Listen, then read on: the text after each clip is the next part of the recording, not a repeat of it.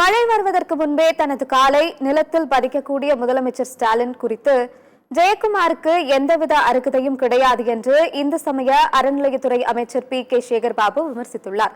திருவிக நகர் சட்டமன்ற தொகுதி மங்களபுரம் பகுதியில் பெஞ்சல் புயல் காரணமாக பெய்த கனமழையால் பாதிக்கப்பட்ட மக்களுக்கு நோய் தொற்று பரவாமல் இருக்கும் வகையில் முன்னெச்சரிக்கை நடவடிக்கையாக மருத்துவ முகாம் நடத்தப்பட்டது.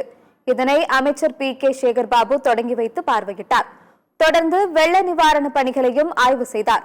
இதன் பின்னர் செய்தியாளர்களை சந்தித்த அமைச்சர் சேகர் பாபு, வெள்ள பாதிப்பை நிர்வாக திறமையோடு வெற்றி கொண்ட அரசாக இன்றைய அரசு உள்ளதாக நடுநிலையானவர்களாகவும் பொதுமக்களும் பாராட்டுவதாக குறிப்பிட்டார்.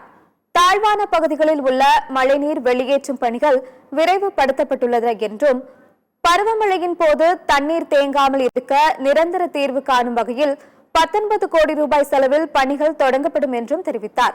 13 சென்டிமீட்டர் அளவுக்கு மழை பெய்தால் மழைநீர் வெளியேறாத நிலை கடந்த காலங்களில் இருந்த நிலையில் தற்போது அந்த நிலை முற்றிலுமாக மாறியுள்ளதாக கூறினார்.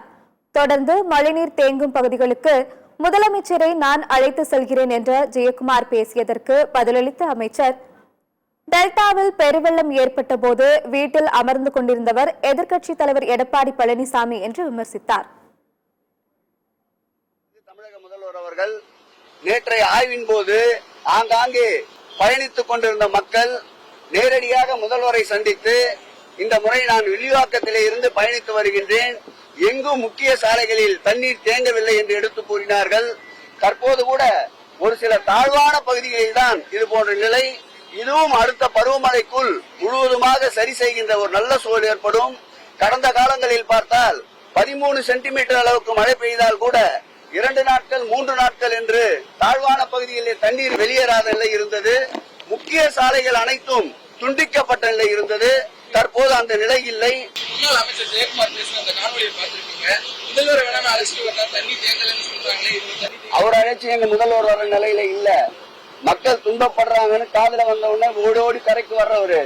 அவருடைய முன்னாள் முதல்வர் அவருடைய எதிர்கட்சி தலைவரை போய் திரும்பி பார்க்க சொல்லுங்க. டெல்டா பகுதியில் ஏற்பட்ட பெரும் பாதிப்பின் போது வீட்டிலேயே அமர்ந்து கொண்டிருந்தவர், எந்த விதமான மழை வெள்ள நிவாரண பணிக்கும் செல்லாதவர். அவர் எங்கள் முதல்வரை அழைப்பதற்கு எந்த விதமான அருகதையும் இல்லை.